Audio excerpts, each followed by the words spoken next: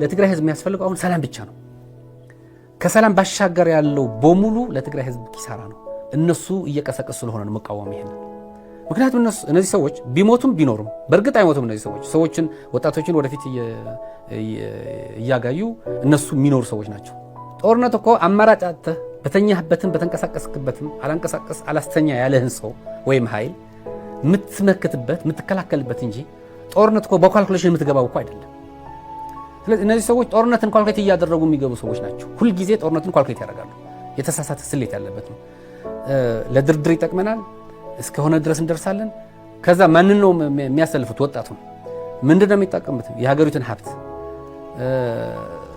ማን ነው የሚጎዳው? የሀገሪቱን ህዝብ። ሶ ምንድነው ምንም ቢፈጠር ተፈናቃዮች ወደ ቦታቸው መመለስ ያለባቸው። ለምን? እንደ ሆስቴጅ ይጠቀሙባቸዋል። ተፈናቃዮች ከተመለሱ አሁን ያ አንጃ የደብረጽዮን አንጃ ምን አጀንዳ አንስቶ ይናገራል? እስኪ ቆይ ከፌደራል መንግስት ጋር ወደ ንትርክ ለመግባት ቢፈልግ የትኛው አጀንዳ ማምጣት ይችላል?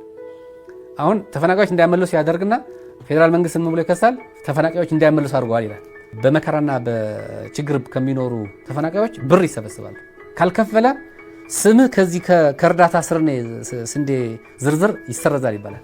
ይሄ በአዋጅ የሚናገሩት ነው። ህዝቡ ሰብስበው ይሄው ገለ አልከፈላችሁም እናንተ ስማችሁ እየሰረዝ ነው ከኮምፒውተር እያወጣ ነው እያለ እያስፈራራ ብር የሚሰበስብ ጨካኝ ብር ነው። ተፈናቃዮችን ይሄን ያክል በዚህ ችግር ውስጥ እያሉ ጭምር ብር እያስገደደ ከተቀበለ ለማን ይራራ ብለህ ታስባለህ?